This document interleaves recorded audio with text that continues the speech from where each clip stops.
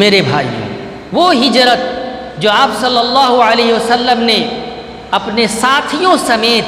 مکہ مکرمہ سے مدینہ منورہ کی طرف کی تھی، وہ ہجرت انتہائی دردناک، المناک اور درد بھرا ہے۔ اس ہجرت کی وجہ یہ تھی کہ جو چند مسلمان ہوئے تھے ان کا اسلام پر عمل کرنا بہت مشکل تھا۔ کفار کی طرف سے ظلم و زیادتی تھی، پریشانیاں جھیل رہے تھے، اسلام پر عمل کرنا مشکل ہو چکا تھا۔ اسی وجہ سے سب سے پہلی ہجرت حبشہ کی طرف نبوت کے 5ویں سال سب سے پہلی ہجرت ہوئی۔ الحمدللہ نحمدہ ونستعینہ ونستغفرہ ونؤمن بہ ونتوکل علیہ ونعوذ باللہ من شرور انفسنا وسیئات اعمالنا من يهده الله فلا مضل له ومن يضلل فلا هادي له واشهد ان لا اله الا الله وحده لا شريك له واشهد ان محمدا عبده ورسوله اعوذ بالله من الشيطان الرجيم بسم الله الرحمن الرحيم يا ايها الذين امنوا اتقوا الله حق تقاته ولا تموتن الا وانتم مسلمون يا ايها الناس اتقوا ربكم الذي خلقكم من نفس واحدة وخلق منها زوجها وبث منهما رجالا كثيرا ونساء واتقوا الله الذي تساءلون به والأرحام إن الله كان عليكم رقيبا يا أيها الذين آمنوا اتقوا الله وقولوا قولا سديدا يصلح لكم أعمالكم ويغفر لكم ذنوبكم ومن يطع الله ورسوله فقد فاز فوزا عظيما أما بعد فإن خير الحديث كتاب الله وخير الهدي هدي محمد صلى الله عليه وسلم وشر الأمور محدثاتها وكل محدثة بدعة وكل بدعة ضلالة وكل ضلالة في النار۔ رسول اللہ صلی اللہ علیہ وسلم اور آپ کے جانثار ساتھیوں نے مکہ مکرمہ سے جو مدینہ منورہ کی طرف ہجرت کی، اسی سال سے ہجری سن کی ابتدا ہوتی ہے۔ شریعت اسلامیہ میں ہجرت کی بڑی فضیلت ہے۔ اللہ رب العالمین نے قرآن مجید کے اندر بیان فرمایا فَالَّذِينَ آمَنُوا وَأُخْرِجُوا مِن دِيَارِهِمْ وَأُوذُوا فِي سَبِيلِي، بے شک وہ لوگ جو ایمان لائے، اپنے گھروں سے نکال دیے گئے، انہیں میری راہ میں ایذا دی گئی، وَقَاتَلُوا وَقُتِلُوا، انہوں نے جہاد کیا اور شہید ہو گئے، لَأُكَفِّرَنَّ عَنْهُمْ سَيِّئَاتِهِمْ،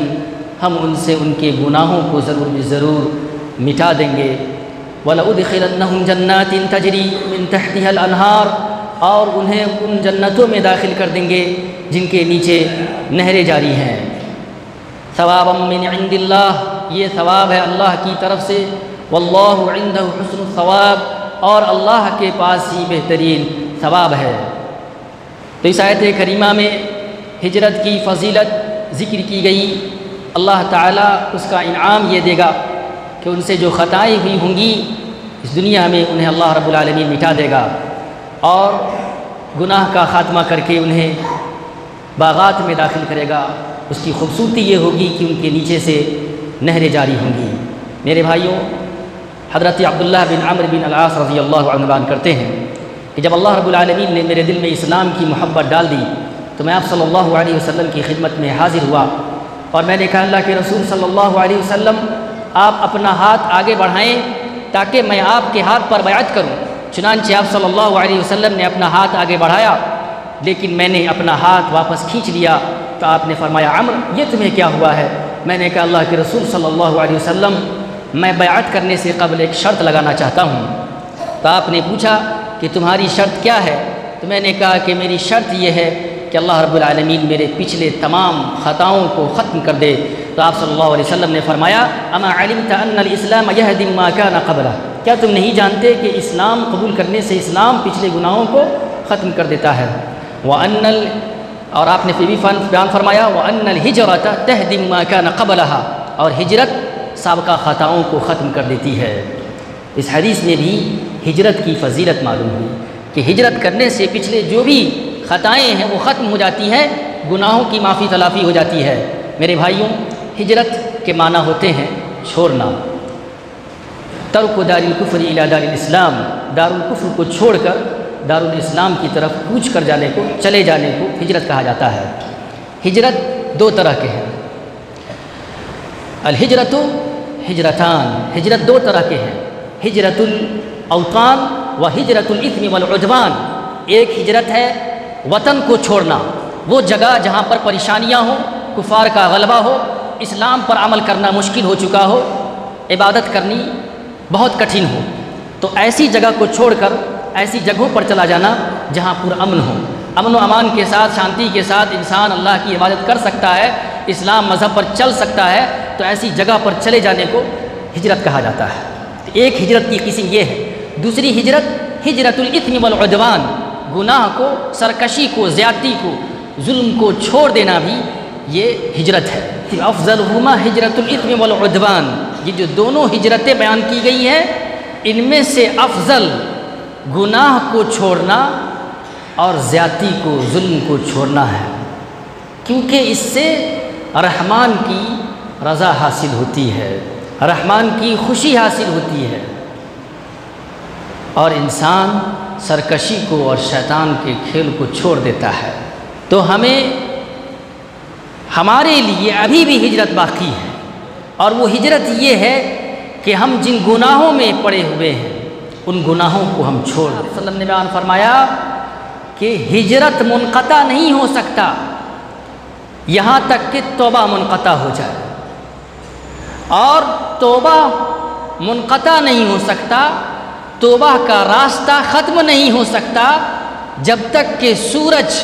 مغرب سے طلوع ہونا شروع نہ ہو جائے۔ تو ہجرت کا راستہ قیامت تک باقی ہے۔ آپ توبہ و استغفار کرتے رہیں، گناہوں کو چھوڑتے رہیں، تو یہ آپ کے لیے بہت بڑی ہجرت ہے، اور اس کی فضیلت ذکر کی گئی۔ میرے بھائیوں، وہ ہجرت جو آپ صلی اللہ علیہ وسلم نے اپنے ساتھیوں سمیت مکہ مکرمہ سے مدینہ منورہ کی طرف کی تھی، وہ ہجرت انتہائی دردناک، المناک اور درد بھرا ہے۔ اس ہجرت کی وجہ یہ تھی کہ جو چند مسلمان ہوئے تھے ان کا اسلام پر عمل کرنا بہت مشکل تھا، کفار کی طرف سے ظلم و زیادتی تھی، پریشانیاں جھیل رہے تھے، اسلام پر عمل کرنا مشکل ہو چکا تھا۔ اسی وجہ سے سب سے پہلی ہجرت حبشہ کی طرف نبوت کے 5ویں سال سب سے پہلی ہجرت ہوئی، جس میں غالباً 12 مرد اور 4 خواتین تھیں، جنہوں نے ساحل سمندر کی طرف جا کر ایک کشتی کرائے پر لی اور حبشہ کی طرف ہجرت کی۔ میرے بھائیوں، پھر اس کے بعد حبشہ ہی کی طرف دوسری ہجرت ہوئی، اور وہ دوسری ہجرت کی وجہ یہ بنی کہ جو مسلمان حبشہ کی طرف چلے گئے تھے، وہاں پہنچ کر انہیں خبر ملی کہ اہل مکہ نے اسلام قبول کر لیا ہے، چنانچہ وہ حبشہ سے پھر دوبارہ مکہ مکرمہ آئے، تو وہاں خبر ملی کہ نہیں، یہ خبر غلط تھی، اسلام سبوں نے قبول نہیں کیا ہے، اس لیے وہ دوبارہ انہوں نے حبشہ کی طرف ہجرت کی، اور اس وقت دوبارہ جو ہجرت کی، اس ہجرت میں لوگوں کی تعداد 80 سے زیادہ ہو گئی۔ میرے بھائیوں، عقبہ کے مقام پر آپ صلی اللہ علیہ وسلم کے ہاتھ پر جو بیعت ہوئی، وہ اس وجہ سے کہ آپ صلی اللہ علیہ وسلم کی عادت مبارکہ تھی۔ آپ صلی اللہ علیہ وسلم کی عادت مبارکہ تھی کہ مکہ مکرمہ حج کو آئے ہوئے تمام قبائل کو اسلام کی دعوت دیتے، چنانچہ آپ صلی اللہ علیہ وسلم کی دعوت سے نبوت کے 11ویں سال 6 لوگوں نے اسلام قبول کیا، اور جب وہ مدینہ منورہ کی طرف گئے تو وہاں جا کر انہوں نے لوگوں کو اسلام کی خوبیاں بتلائی، اسلام کے محاسن بتلائے، اسلام کی دعوت دی، جس کے نتیجے میں سن 12 نبوی میں، اگلے سال سن 12 نبوی میں 12 لوگوں نے اسلام قبول کیا، اور یہ مدینہ منورہ سے مکہ مکرمہ آئے اور عقبہ کے مقام پر آپ صلی اللہ علیہ وسلم کے ہاتھ پر بیعت کی اور انہوں نے اسلام قبول کیا۔ ان 12 لوگوں نے جو بیعت کی، بیعت کے الفاظ حضرت عبادہ بن صامت رضی اللہ عنہ جو انہی 12 لوگوں میں سے تھے وہ بیان کرتے ہیں کہ ہم نے ان الفاظ کے ساتھ بیعت کی، آپ صلی اللہ علیہ وسلم نے ہم سے جو عہد و معاہدہ لیا وہ یہ الفاظ تھے،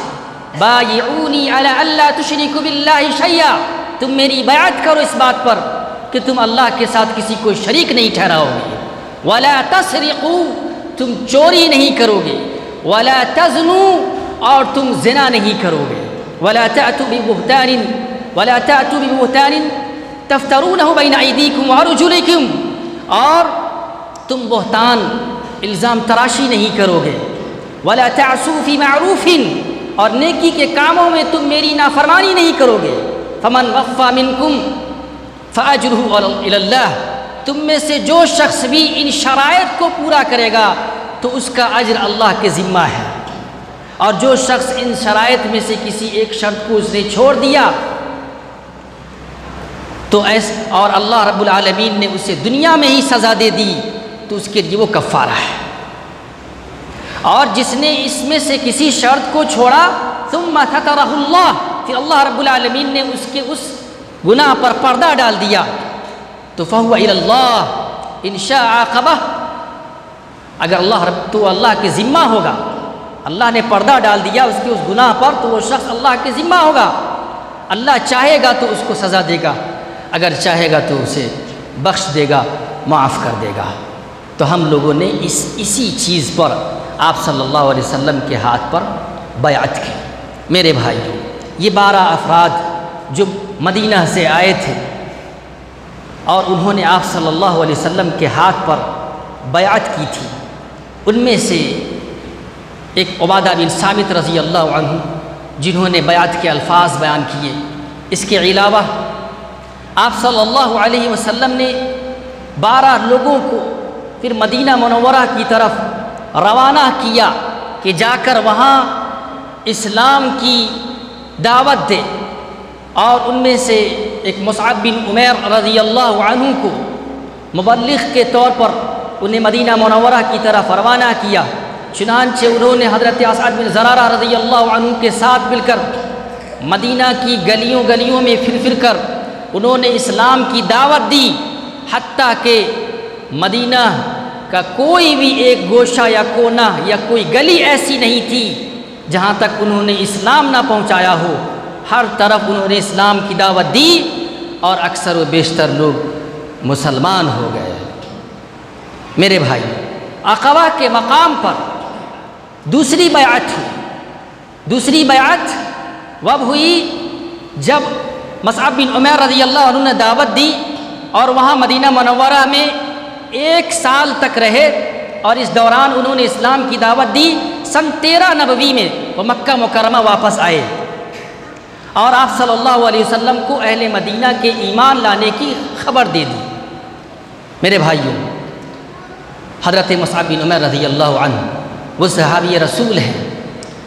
جن کا انتقال جنگ احد میں ہوا، جو جنگ احد میں شہید ہوئے، اور ان کے تدفین و تکفین کا واقعہ بڑا عجیب و غریب ہے۔ جب ان کے کفن کا معاملہ پیش آیا تو ان کے کفن کے لیے صرف ایک چادر تھی جس سے ان کے سر کو ڈھانپا جاتا تو پاؤں کھل جاتا، اور پاؤں کو ڈھانپا جاتا تو سر کھل جاتا۔ چنانچہ آپ صلی اللہ علیہ وسلم نے حکم دیا کہ سر کو ڈھانپ دیا جائے اور پاؤں پر اس گھاس ڈال دی جائے۔ میرے بھائیوں، عقبہ کے مقام پر دوسری بیعت ہوئی سن 13 نبوی میں۔ 70 سے زیادہ لوگ مکہ مکرمہ آئے اور ان میں سے ہر ایک کی خواہش یہ تھی کہ آخر کب تک آپ صلی اللہ علیہ وسلم کو اس طرح پریشانیاں دی جائیں گی، کب تک آپ صلی اللہ علیہ وسلم کو ستایا جائے گا، پریشان کیا جائے گا۔ ان کے دل میں ایک خواہش بھی نپ رہی تھی، وہ خواہش یہ تھی کہ ہم اہل مدینہ ایمان لا چکے ہیں، کاش آپ ہمارے یہاں مدینہ آ جاتے مکہ مکرمہ کو چھوڑ کر۔ اسی راز اور اسی حکمت کے پیش نظر عقبہ کے مقام پر آپ صلی اللہ علیہ وسلم کے ہاتھ پر 73 لوگوں نے بیعت کی، جن میں سے 2 خواتین بھی تھیں۔ بیعت سے قبل رات کی تاریکی میں ایک میٹنگ رکھی گئی عقبہ کے مقام پر۔ یہ 75 لوگ، 73 مرد اور 2 خواتین تھیں۔ آپ صلی اللہ علیہ وسلم کی طرف سے حضرت آپ کے چچا عبداللہ بن عباس رضی اللہ عنہ بھی اس میٹنگ میں گئے، اور سب سے پہلا مشورہ حضرت عبداللہ بن عباس رضی اللہ عنہ نے رکھا اہل مدینہ کے سامنے، جو لوگ آئے تھے آپ صلی اللہ علیہ وسلم کو لینے کی خاطر۔ کہا کہ دیکھو اے خزرج کی جماعت، یہ رسول اللہ صلی اللہ علیہ وسلم اب بھی ہمارے درمیان محفوظ ہیں، ہم ان کی عزت کرتے ہیں، ہم ان کا دیکھ بھال کرتے ہیں۔ اسی طرح سے اگر تم ان کا دیکھ بھال کرو گے، ان کی عزت کرو گے، ان کی حفاظت کرو گے، چونکہ تمہیں انہیں اپنے پاس لے جانے پر اصرار ہے، ضد ہے، اگر تم ان کی حفاظت کر سکو گے تو ٹھیک ہے، ورنہ اگر ایسا نہیں کر سکو گے تو رسول اللہ صلی اللہ علیہ وسلم کو ہمارے پاس ہی رہنے دو۔ تو اہل مدینہ نے، جو چند افراد تھے 75 کے قریب، ان سبوں نے بیک وقت کہا کہ ہم لوگ اپنی ذمہ داری ادا کریں گے، بس آپ صلی اللہ علیہ وسلم کے مشورے کا انتظار تھا۔ چونکہ وہ لوگ بڑی دلچسپی رکھ رہے تھے اس بات میں کہ آپ صلی اللہ علیہ وسلم مکہ مکرمہ کو چھوڑ کر مدینہ منورہ آ جائے۔ چنانچہ ان سبوں نے آپ صلی اللہ علیہ وسلم کے ہاتھ پر بیعت کی۔ آپ صلی اللہ علیہ وسلم نے جو ان سے بیعت لی، ہاتھ پر ہاتھ رکھ کر جو عہد لیا، جو وعدہ وعید کیا، ان کے الفاظ اس طرح تھے۔ آپ صلی اللہ علیہ وسلم نے ان سے کہا کہ تم چستی اور پھرتی ہر حالت میں تم میری بات سنو گے اور میری مدد کرو گے، تم خوشحالی اور تنگی دونوں حالتوں میں خرچ کرو گے، اور تم میری مدد کرو گے جس طرح تم اپنی جانوں کی، اپنے مالوں کی، اپنے گھر والوں کی مدد کرتے ہو، حفاظت کرتے ہو، ویسے ہی تم میری حفاظت کرو گے۔ میرے بھائیوں، اس کے علاوہ 2 چند الفاظ اور بھی تھے۔ اسی الفاظ کے ساتھ آپ صلی اللہ علیہ وسلم نے ان سے عقبہ کے مقام پر دوسری بیعت لی۔ میرے بھائیوں، بیعت کے بعد یہ لوگ مدینہ منورہ تشریف لے گئے۔ آپ صلی اللہ علیہ وسلم کے ہاتھ پر عقبہ کے مقام پر دوسری بیعت کے ساتھ ہی ہجرت کا راستہ کھل گیا۔ جس طرح سے شروع میں چند افراد نے ہجرت کی، جیسے 12 نے، 6 نے، اور پھر 70 نے، 73 نے، ایسے ہی کرتے کرتے مکہ مکرمہ خالی ہوتا گیا، اور صرف چند لوگ ہی مسلمان مکہ مکرمہ میں بچ گئے۔ مکہ مکرمہ مسلمانوں سے خالی ہو رہا تھا۔ مکہ مکرمہ میں رہنے والے لوگوں میں سے رسول اللہ صلی اللہ علیہ وسلم اور آپ کے ساتھی حضرت ابوبکر صدیق رضی اللہ عنہ، آپ کے گھر والے، آپ کے اہل و عیال، اور حضرت علی رضی اللہ عنہ، یہ سب آپ صلی اللہ علیہ وسلم کے ساتھ مکہ مکرمہ میں بچ گئے تھے۔ یہاں تک کہ حضرت ابوبکر صدیق رضی اللہ عنہ نے بھی یہ ارادہ کر لیا تھا کہ اب میں بھی ہجرت کر لوں گا، لیکن آپ صلی اللہ علیہ وسلم نے ان سے کہا کہ ابھی ہجرت نہ کرو، چونکہ ہو سکتا ہے کہ مجھے بھی ہجرت کی اجازت دے دی جائے۔ تو حضرت ابوبکر صدیق رضی اللہ عنہ نے کہا اللہ کے رسول صلی اللہ علیہ وسلم، میرے ماں باپ آپ پر قربان ہوں کہ آپ بھی ہجرت کریں گے؟ تو آپ نے فرمایا کہ ہاں۔ تو انہوں نے کہا کیا میں بھی آپ کے ساتھ ہجرت کروں گا؟ تو آپ صلی اللہ علیہ وسلم نے فرمایا کہ ہاں۔ اس کے بعد انہوں نے 2 سواریاں تیار کر لی ہجرت کے لیے۔ میرے بھائیو، ہجرت کے آغاز سے پہلے چونکہ مکہ مکرمہ خالی ہو چکا تھا اور کفار قریش کے کے دلوں میں آگ جل رہی تھی، چونکہ ان لوگوں سے بہت سارے فائدے بھی تھے، تجارتی اور کئی طرح کے سیاسی تجارتی کئی طرح کے فائدے تھے، آبادی گھٹ رہی تھی اور یہ لوگ پریشان تھے کہ صرف ایک شخصیت کی وجہ سے اس مکہ مکرمہ میں اس طرح کی پریشانیاں ہیں اور لوگ اس شہر کو چھوڑ کر دوسرے شہر میں جا رہے ہیں۔ چنانچہ دارالندوہ میں قریش کی پارلیمنٹ کا اجلاس ہوتا ہے اور اس میں بہت سارے لوگ شریک ہوتے ہیں کہ آخر کار اس چیز کو کیسے روکا جائے۔ چنانچہ اس اجلاس میں بڑے بڑے ظالموں نے شرکت کی، ابو جہل نے، ابو لہب نے، امیہ بن خلف نے، ابو البختری نے، عتبہ نے، شیبہ نے، ان تمام لوگوں نے شرکت کی اور اس میٹنگ میں اپنی اپنی رائے رکھی کہ آخر کار اس کا روک تھام کیسے کیا جائے۔ اور اس کی ایک وجہ، سب سے بڑی وجہ اس میٹنگ کی یہ تھی کہ ایسا کیوں نہ ہو کہ رسول اللہ صلی اللہ علیہ وسلم کا ہی خاتمہ کر دیا جائے۔ تمام لوگوں نے دارالندوہ میں شرکت کی، بیٹھک کی۔ ابلیس شیطان نجدی شیخ، نجدی بزرگ بوڑھے کی شکل میں اس مجلس میں حاضر ہوتے ہیں۔ لوگوں نے پوچھا آپ کون ہیں؟ انہوں نے کہا کہ ہمیں معلوم ہوا ہے کہ آپ لوگوں نے ایک میٹنگ رکھی ہے، میں نے سوچا کہ میں بھی اپنا قیمتی مشورہ رکھوں گا، اسی وجہ سے میں یہاں حاضر ہوا ہوں۔ چنانچہ ان لوگوں نے انہیں اس مجلس میں شرکت کی اجازت دے دی، بڑے بزرگ ہونے کی حیثیت سے۔ تمام لوگوں نے الگ الگ رائے رکھی۔ کسی نے کہا ایسا کیا جائے کہ رسول اللہ صلی اللہ علیہ وسلم کو یہاں سے بھگا دیا جائے، جلاوطن کر دیا جائے۔ کسی نے کہا کہ ایسا کیا جائے کہ ایک کمرے میں باندھ دیا جائے، پابندِ سلاسل کر دیا جائے اور دروازے کو بند کر دیا جائے اور ان کے موت کا انتظار کیا جائے۔ لیکن اس دونوں رائے کو اس ابلیس شیطان نجدی شیخ نے ٹھکرا دیا، کہا یہ رائے قیمتی نہیں ہے، مضبوطی نہیں ہے اس میں۔ یہاں تک کہ ابو لہب نے ایک رائے دی، غالباً ابو لہب نے ایک رائے دی اور وہ یہ رائے تھی کہ ایسا کیا جائے۔ ابو جہل نے، ابو لہب نے نہیں، ابو جہل نے ایک رائے یہ دی کہ ایسا کیا جائے کہ ہر خاندان میں سے ایک ایک جوان کو بلایا جائے اور اس کے ہاتھ میں تلوار دے دی جائے اور پھر رسول اللہ صلی اللہ علیہ وسلم کا گھر سے نکلنے کا انتظار کیا جائے۔ جیسے ہی وہ گھر سے باہر نکلیں گے تمام نوجوان اپنی تلوار سے ان کا کام تمام کر دیا جائے۔ اس طرح سے تمام لوگوں کا غصہ ختم ہو جائے گا اور ان کا خون تمام خاندان میں شامل ہو جائے گا۔ اس رائے کو ابلیس نے سراہا اور بڑی تعریف کی، کہا کہ ہاں یہ مشورہ ٹھیک ہے، اس طرح سے ہم تمام لوگوں کا غصہ ٹھنڈا ہو جائے گا اور عبد مناف ان تمام خاندان سے جنگ کرنے کی ہمت نہیں رکھے گا، کس سے لڑے گا، ہم لوگ اسے دیت دے دیں گے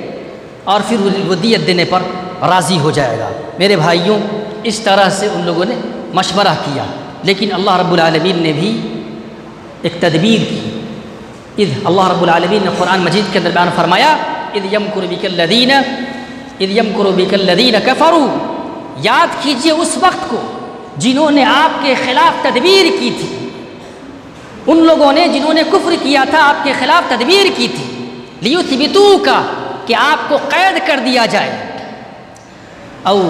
لیخرجوک، یا آپ کو وہاں سے جلاوطن کر دیا جائے یا آپ کو قتل کر دیا جائے۔ اس طرح کی تدبیر انہوں نے کی آپ کی۔ وَيَمْكُرُونَ، انہوں نے تدبیر کی، غلط تدبیر کی۔ وَيَمْكُرُ اللَّهُ، اور اللہ نے بھی ایک تدبیر سوچی اور اللہ سب سے بہترین تدبیر کرنے والا ہے۔ ہوا یہ کہ حضرت جبریل علیہ السلام کے ذریعے سے آپ صلی اللہ علیہ وسلم کو خبر پہنچ گئی کہ کفار قریش نے اس طرح کا مشورہ کیا ہے۔ جبریل علیہ السلام نے کہا کہ ایسا کیجئے گا، اپنے بستر پر حضرت علی رضی اللہ عنہ کو سونے کی اجازت دے دیجئے اور آپ اس گھر کو ایک رات کے لیے چھوڑ دیں۔ چنانچہ آپ صلی اللہ علیہ وسلم نے اپنے بستر پر حضرت علی رضی اللہ عنہ کو سونے کی اجازت دے دی اور آپ صلی اللہ علیہ وسلم اس گھر کو چھوڑ کر چلے آئے۔ یہ لوگ اس رائے، میٹنگ اور مشورہ کے طور پر تمام نوجوانوں کو ہر خاندان سے جمع کیا۔ انہوں نے اپنے ہاتھ میں تلوار رکھی ہوئی تھی۔ آپ صلی اللہ علیہ وسلم نے اپنے بستر پر حضرت علی رضی اللہ عنہ کو سلایا اور جیسے ہی گھر سے رات کی تاریکی میں باہر نکل رہے تھے، اسی وقت آپ صلی اللہ علیہ وسلم نے اپنی مٹھی میں مٹی کو اٹھایا اور قرآن مجید کی آیت پڑھ رہے تھے، وَجَعَلْنَا مِن بَيْنِ أَيْدِيهِمْ سَدًّا وَمِنْ خَلْفِهِمْ سَدًّا فَأَغْشَيْنَاهُمْ فَهُمْ لَا يُبْصِرُونَ، اور مٹی ڈالتے گئے اور آپ صلی اللہ علیہ وسلم وہاں سے چلے آئے، لیکن ان لوگوں نے آپ صلی اللہ علیہ وسلم کو دیکھا نہیں۔ میرے بھائیوں، اس طرح سے آپ صلی اللہ علیہ وسلم کا وہ لوگ انتظار کرتے رہے، ساری رات کھڑے رہے، لیکن چونکہ آپ صلی اللہ علیہ وسلم نکل چکے تھے، آخر کار ایک جوان شخص آتا ہے اور کہتا ہے کس چیز کے انتظار میں ہوگا، اس طرح کی بات ہے۔ تو انہوں نے کہا کہ رسول اللہ صلی اللہ علیہ وسلم تو یہاں سے جا چکے ہیں۔ آپ صلی اللہ علیہ وسلم کے تعلق سے یہ خبر سن کر وہ لوگ آپ صلی اللہ علیہ وسلم کے گھر پر جاتے ہیں، دروازہ کھٹکھٹاتے ہیں، دیکھتے ہیں کہ حضرت علی رضی اللہ عنہ گھر کے اندر موجود ہے۔ تمام لوگوں نے حضرت علی رضی اللہ عنہ کو خوب پیٹا، خوب مارا، اور پٹائی کے باوجود حضرت علی رضی اللہ عنہ نے رسول اللہ صلی اللہ علیہ وسلم کے متعلق کوئی بھی خبر نہیں دی۔ اس طرح سے اللہ رب العالمین نے کافروں کی تدبیر کو بیکار بنا دیا، اور آپ صلی اللہ علیہ وسلم امن و امان کے ساتھ اپنے گھر سے نکل آئے۔ گھر سے نکل آنے کے بعد آپ صلی اللہ علیہ وسلم حضرت ابوبکر صدیق رضی اللہ عنہ کے گھر پر تشریف لے گئے، اور وہ آپ صلی اللہ علیہ وسلم کے جانے کا جو وقت تھا وہ دوپہر کا وقت تھا۔ حضرت عائشہ رضی اللہ عنہا کہتی ہیں کہ ہم لوگوں نے تعجب کیا، کیونکہ آپ صلی اللہ علیہ وسلم اس وقت میں ہمارے گھر میں تشریف نہیں لاتے تھے۔ آپ صلی اللہ علیہ وسلم نے گھر میں آنے کی اجازت طلب کی، حضرت ابوبکر صدیق رضی اللہ عنہ نے گھر میں آنے کی اجازت دے دی۔ آپ سے پوچھا گیا کہ اللہ کے رسول صلی اللہ علیہ وسلم یہ آپ کے آنے کا وقت تو نہیں تھا، آخر کوئی وجہ ہوگی۔ آپ صلی اللہ علیہ وسلم نے کہا کہ گھر میں جو لوگ ہیں انہیں آپ اندر لے جائیں، ایک اہم بات ہے۔ حضرت ابوبکر صدیق رضی اللہ عنہ نے کہا اللہ کے رسول صلی اللہ علیہ وسلم یہ تو سارے کے سارے لوگ آپ کے گھر ہی والے ہیں۔ چنانچہ آپ صلی اللہ علیہ وسلم نے کہا کہ مجھے ہجرت کرنے کی اجازت دے دی گئی ہے، اور اسی وقت حضرت اسماء بنت ابوبکر صدیق رضی اللہ عنہا نے رسول اللہ صلی اللہ علیہ وسلم کے لیے اور ابوبکر صدیق رضی اللہ عنہ کے لیے سامان سفر کو تیار کیا، اور اپنی پیٹی کا ایک کچھ ٹکڑا توڑ کر اس کے منہ کو باندھ دیا۔ اسی وجہ سے ذات النطاقین حضرت اسماء بنت ابوبکر رضی اللہ عنہ کو کہا جاتا ہے۔ اس طرح سے ابوبکر صدیق رضی اللہ عنہ کے ساتھ رسول اکرم صلی اللہ علیہ وسلم نے سفر کا آغاز کیا۔ ہجرت مدینہ کے اور بھی بہت سارے واقعات ہیں، یہ صرف ابتدائی چیز تھی۔ انشاءاللہ ہجرت کی اور ساری چیزیں جو آپ صلی اللہ علیہ وسلم حضرت ابوبکر صدیق رضی اللہ عنہ کے ساتھ مکہ مکرمہ سے نکلے، راستے میں جو پریشانیاں آئیں، غار ثور میں جو پریشانیاں آئیں، سراقہ بن مالک نے جو آپ صلی اللہ علیہ وسلم کا پیچھا کیا، اور بھی جو ساری چیزیں ہیں خیمہ ام معبد کے متعلق، یہ ساری چیزیں انشاءاللہ اگلے جمعہ کے خطبہ میں ذکر کیا جائے گا۔ اللہ وحدہ لا شریک سے دعا ہے کہ اللہ رب العالمین ہم تمام مسلمانوں کو اس ہجرت کے واقعہ سے سبق حاصل کرنے کی توفیق بخشے، اور ہمارے لیے جو ہجرت کا سب سے اہم ہمارے لیے جو ہجرت کی سب سے اہم چیز ہے وہ یہ کہ ہم گناہ کو اور زیادتی کو چھوڑ دیں، اس ہجرت کو ہم اپنائیں، اور جو بھی گناہ ہمارے اندر موجود ہیں، چاہے وہ گناہ کبیرہ ہو یا صغیرہ ہو یا بدعات و خرافات ہو، ان تمام کے تمام کو ہم چھوڑ دیں، صاف ستھرے ہو جائیں، اور اللہ کی مسجد میں ہم پنجگانہ نمازی بن کر حاضری دیں، اللہ کو راضی کریں، ہماری موت اس حالت میں آئے کہ ہم مسلمان ہوں۔ اللہ تبارک و تعالی عمل کی توفیق بخشے اور ہمیں جنت الفردوس عطا فرمائے، آمین۔